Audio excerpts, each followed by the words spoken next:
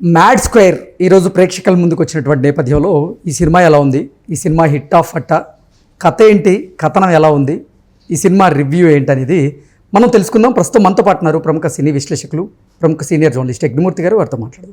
యజ్ఞమూర్తి గారు నమస్తే అండి. నమస్తే కృష్ణ. మ్యాడ్ స్క్వేర్ రిలీజ్ అయింది, మ్యాడ్ పెద్ద హిట్ అయింది, ఇప్పుడు మ్యాడ్ స్క్వేర్ కూడా ప్రేక్షకుల ముందుకైతే వచ్చేసింది. ఏంటి సార్ కథ ఎలా ఉంది, కథనం ఎలా ఉంది, ఓవరాల్గా సినిమా హిట్ ఆఫ్ అట్ట అంటే ఏం చెప్తారు? 2023 సెకండ్ హాఫ్లో మ్యాడ్ అనే సినిమా వచ్చి అందరిని ఆశ్చర్యపరిచిందని చెప్పాలి. ఎందుకంటే స్టార్ క్యాస్ట్ ఏమీ లేకుండా ఒక చిన్న సినిమాకి వచ్చింది, పెద్దగా అంచనాలు లేవు, కానీ వచ్చిన తర్వాత హిలేరియస్ ఎంటర్టైన్మెంట్ ఇచ్చింది. అది ఒక ఇంజనీరింగ్ కాలేజీలో జరిగేటువంటి ముగ్గురు స్నేహితుల మధ్య జరిగేటువంటి అల్లరి, వాడు చేసినటువంటి అల్లరి విపరీతంగా మనం నవ్వించింది. దాంతో ఇప్పుడు మ్యాడ్ స్క్వేర్ మీద అంచనాలు బాగా వచ్చాయి. ఓకే. సో కళ్యాణ్ శంకర్ అనే డైరెక్టర్, ఒక కుర్రాడు, సో ఆ సినిమాని తీసిన విధానం చూసి దీని మీద ఆటోమేటిక్గా అంచనాలు పెరిగిపోతాయి సీక్వెల్ అనేటప్పటికి. పైగా ఇంతకుముందు డీజే టిల్లు స్క్వేర్ తీసినటువంటి ప్రొడ్యూస్ చేసినటువంటి బ్యానరే సో ఈ సినిమాను కూడా ప్రొడ్యూస్ చేసింది. కాబట్టి ప్రొడక్షన్ వాల్యూస్ ఎలా ఉంటాయో అందరికీ తెలుసు. మరి ఆ అంచనాలకు తగ్గట్టు ఏ అయితే అంచనాలు ఉన్నాయో అంచనాలకు తగ్గట్టు ఈ సినిమా ఉందా అంటే ఉందనే చెప్పాలి. కాలేజీ అయిపోయిన తర్వాత ఆ ముగ్గురు స్నేహితులు, మ్యాడ్ అంటే ముగ్గురు స్నేహితుల ఇనిషియల్స్ అన్నట్టు, మనోజ్, అశోక్, దామోదర్, అందుకని వాళ్ళకి మ్యాడ్ అని పెడతారు. సో ఈ ముగ్గురు కూడా, మనోజ్ అనే క్యారెక్టర్ని రామ్ నితిన్, అశోక్ అనే క్యారెక్టర్ నార్నే నితిన్, అలాగే దామోదర్ డిడి అంటారు, ఆ క్యారెక్టర్ నేనేమో సంగీత్ శోభన్ వాళ్ళ అబ్బాయి, డైరెక్టర్ శోభన్ వాళ్ళ అబ్బాయి. సో వీళ్ళు ముగ్గురు కాలేజీ దాటి బయటకు వచ్చిన తర్వాత ఏం చేశారు, వాళ్ళ ఫ్రెండ్ అయినటువంటి కాలేజ్ మేట్ అయినటువంటి లడ్డు అనే అతను పెళ్లి చేసుకోబోతా ఉంటే, ఈ ముగ్గురిని పిలవకుండా అతను పెళ్లి చేసుకోకపోతూ ఉంటే ఆ విషయం తెలిసి ఆ ముగ్గురు వచ్చి ఆ పెళ్లిలో ఏం అల్లరి చేశారు, ఎందుకు ఆ పెళ్లి ఆగిపోయింది, అక్కడి నుంచి వీళ్ళందరూ కూడా ఈ నలుగురు బ్యాచ్ గోవాకి, అంటే హనీమూన్ అని చెప్పేసి గోవాకి వెళ్తారు పెళ్లి క్యాన్సిల్ అయిపోతే. సో అక్కడ గోవాలో దాని పేరు కూడా హనీమూన్ రిసార్ట్ అని ఒకటి ఉంటుంది, తెలుగు వాళ్ళది అది కూడా. ఓకే.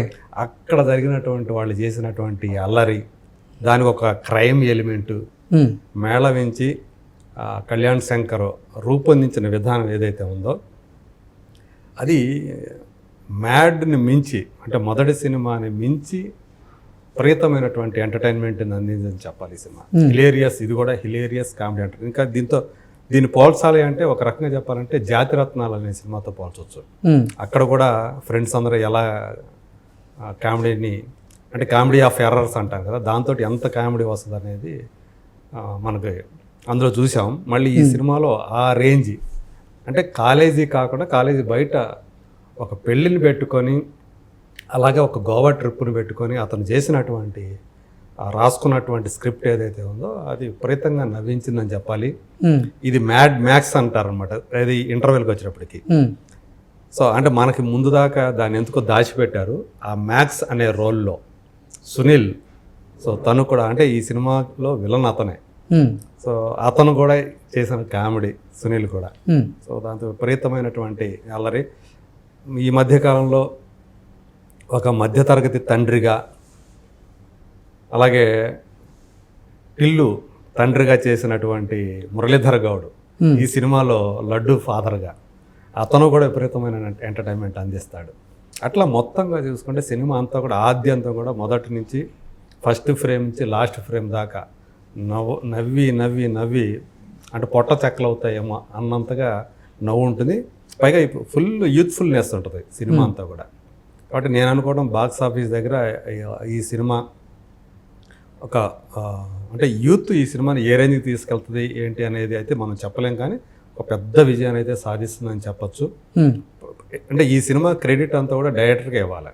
సో తను రాసుకున్న సీన్స్, ఆ డైలాగ్స్ ఏవైతే ఉన్నాయో అది, పైగా ఈ మ్యాడ్ ఏదైతే ఉందో ఈ మ్యాడ్ బ్యాచ్, సో వాళ్ళు కూడా విపరీతంగా, వీళ్ళతో పాటు నిజంగా చెప్పాలంటే వీళ్ళందరికంటే కూడా ఎక్కువగా ఆ లడ్డు అనే క్యారెక్టర్ చేసినటువంటి విష్ణు ఓయ్, పొట్టిగా ఉంటాడు, అసలు అతను ఒక యాక్టర్ లాగా అనిపించడు. ఈ సినిమాలో అతను చేసినటువంటి, అంటే అతని పాత్ర సఫర్ అవుతూ ఉంటుంది, కానీ మనకి ఎంటర్టైన్మెంట్ అందిస్తుంది. ఓకే. ఆ పాత్రతోటి మిగతా వాళ్ళందరూ కూడా ఆడుకుంటున్నట్టు కనిపిస్తూ ఉంటారు. అదంతా కూడా మంచి వినోదాన్ని అందిస్తూ ఉంటుంది. సో అట్లా ఈ సినిమా నిజంగా ఇప్పుడు ఈ వేసవిలో మంచి వేసవి ప్రారంభంలో మంచి వినోదాన్ని అందించే సినిమాగా చెప్పచ్చు. ఆర్టిస్టులు అందరూ కూడా చాలా బాగా చేశారు. కాకపోతే నార్నే నితిన్ మ్యాట్ తర్వాత ఆయ అనే సినిమాతోటి హీరోగా నిలదొక్కున్నాడు. బట్ అట్లానే ఈ సినిమాలో అతనికి ఏం ప్రాధాన్యత ఇవ్వాల. నిజంగా చెప్పాలంటే వీళ్ళందరిలో కంటే కూడా ఈ మ్యాడ్లో ముగ్గురులో కూడా దామోదర్ క్యారెక్టరే ఎక్కువ డామినేట్ చేస్తూ ఉంటుంది. కాకపోతే క్లైమాక్స్ మాత్రం అశోక్కి ఇచ్చారు, అంటే నార్నే నితిన్కి ఇచ్చారు. సో ఈ క్లైమాక్స్ నాది అని చెప్పేసి అతని చేత చెప్పించారు అనమాట. అప్పుడు దాకా అతను పెద్దగా ఎక్కువ పాత్రకైతే అంత ప్రాధాన్యత అయితే లేదంటారు. మామూలుగా అయితే ముగ్గురు హీరోలు అన్నట్టుగా మనకు కనపడతారు, కానీ అందులో ఎక్కువ డైలాగ్ వర్షన్ కానీ అదంతా కూడా ఇతనికి దామోదర్ పాత్రకే ఎక్కువ ఉంటుంది, అంటే సంగీత్ శోభన్కే. అయినప్పటికీ మనోజ్ అమాయకంగా చేసేటువంటి చర్యలు ఏవైతే ఉన్నాయో, చేష్టలు ఏవైతే ఉంటాయో మనోజ్ క్యారెక్టర్, దానివల్ల కొన్ని ప్రాబ్లమ్స్ క్రియేట్ అవటం అవి కూడా మనకు విపరీతమైనటువంటి నవ్వును తెప్పిస్తాయి. ఇందులో హీరోయిన్ ఎవరు లేరు. ఆ సినిమాలో మ్యాడ్లో అయితే ముగ్గురు హీరోయిన్లు ఉంటారు. ఈ సినిమాలో హీరోయిన్లు ప్రియాంక జవాల్కర్ ఒక కీలకమైనటువంటి పాత్ర పోషిస్తుంది కథలో. అలాగే సామాజ వర్గమన సినిమాలో హీరోయిన్గా చేసినటువంటి రెబా మోనికా జాన్, ఈ సినిమాలో ఆమె స్వాతిరెడ్డి పాట ఒకటి ఉంది, అది సూపర్ డూపర్ హిట్ అయింది ఆ పాట. సో ఆ పాటలో ఆమె మెరుపులు మెరిపిస్తుంది. సో ఇట్లా కొన్ని అదనపు అట్రాక్షన్స్ ఉండే. జాతి రత్నాలు డైరెక్టర్ అనుదీప్ కేవి కూడా ఈ సినిమాలో ఒక పాత్ర చేశాడు. సో అది సినిమాలో చూడాలి ఆ పాత్ర ఏంటి అనేది. సో ఇట్లా మొత్తంగా చూసుకుంటే ఎక్కడంటే అక్కడక్కడ కొంచెం ఓవర్ ది టాప్ అంటాం కదా, అట్లా అనిపించినప్పటికీ కూడా డైలాగ్స్ కానీ సీన్స్ కానీ, బట్ మొత్తంగా చూసుకుంటే మనం బాగా ఎంజాయ్ చేస్తాం. అంటే మ్యాడ్ చిత్రం ఆద్యంతం నవ్వులు పూయిస్తూనే ఒక సందేశాన్ని కూడా ఇచ్చింది. ఇప్పుడు మ్యాడ్ స్క్వేర్ కూడా అలాంటిది ఏదన్నా ఇచ్చిందా? ఇందులో ఏ సందేశము లేదు, సందేశాలు ఏం లేవు.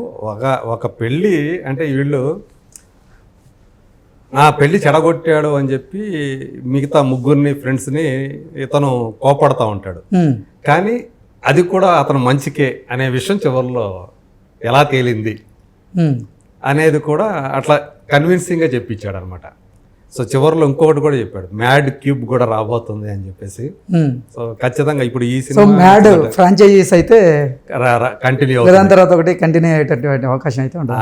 మ్యాడ్ క్యూబ్ దాకా అయితే ఖచ్చితంగా చెప్పచ్చు, మరి తర్వాత ఏం చేస్తారో మరి తెలియదు కానీ. ఓకే సార్, ఇంతకీ మ్యాడ్ స్క్వేర్ హిట్ ఆఫ్ అట్ట? డెఫినెట్గా డ్యామ్ షూర్ ఇది పక్కా పైసా వసూలు సినిమా. ఏ స్థాయికి వెళ్తుంది అనేది మాత్రం మనం ఇప్పుడే అంచనా వేయలేం. ఎంత తక్కువలో తక్కువ వేసుకున్నా ఈజీగా 25 కోట్ల నుంచి 30 కోట్లు కూడా రాబట్టే సత్తా ఉన్న సినిమా అని చెప్పేసి అయితే మనం చెప్పుకోవచ్చు. ఎందుకంటే అంతగా నవ్వులు పూయించే సినిమా ఇది. భీమ్స్ సెసిరోలియో సాంగ్స్కి అతనే మ్యూజిక్ ఇచ్చాడు. లడ్డుగాడి పెళ్లి పాట ఒకటి, స్వాతిరెడ్డి పాట ఆల్రెడీ ముందే పెద్ద హిట్ అయిపోయాయి. సో ఇందులో హీరోయిన్ లేదు కాబట్టి డ్యూయెట్లు ఉండవు, అన్నీ కూడా ఐటమ్ సాంగ్స్ లానే ఉంటాయి ఈ సినిమాలో. ఇది ఆ లడ్డుగాడి పెళ్లిలో పాట తప్పితే మిగతా ఇంకొక 3 పాటలు ఉంటాయి, అవన్నీ కూడా ఐటమ్ సాంగ్స్ లాగానే ఉంటాయి. సో భీమ్స్ ఎలాంటి ఫామ్లో ఉన్నాడో మనకు తెలిసిందే. సంక్రాంతికి వస్తున్నాం లాంటి సినిమాతో కూడా సంక్రాంతి పెద్ద హిట్ కొట్టాడు. దీనికి బ్యాక్గ్రౌండ్ స్కోర్ మాత్రం తమనిచ్చాడు. సో అందువల్ల ఈ సినిమా ఇంకొంచెం ఆ స్థాయి కూడా పెరిగిందని చెప్పేసి చెప్పుకోవచ్చు. టెక్నికల్గా సో ఎక్కడా కూడా వంక పెట్టలేని విధంగా ఉందని చెప్పాలి. ఓవరాల్గా మీరు ఇచ్చే రేటింగ్ ఎంత? దీనికి నేను అవుట్ ఆఫ్ 5 3 రేటింగ్ ఇస్తాను. సో అదే చెప్తాను, కొంచెం over the top scenes dialogues ఉన్నాయి కదా, అది దానివల్ల లేకపోతే ఇంకా ఎక్కువ రేటింగ్ ఇవ్వచ్చు. అది తీసేస్తే అది చెప్తాను, ఇది పూర్తి స్థాయి ఒక యూత్ఫుల్ హిలేరియస్ కామెడీ ఎంటర్టైనర్ అని మనం దీన్ని చెప్పుకోవచ్చు. Okay sir, thank you so much. Thank you.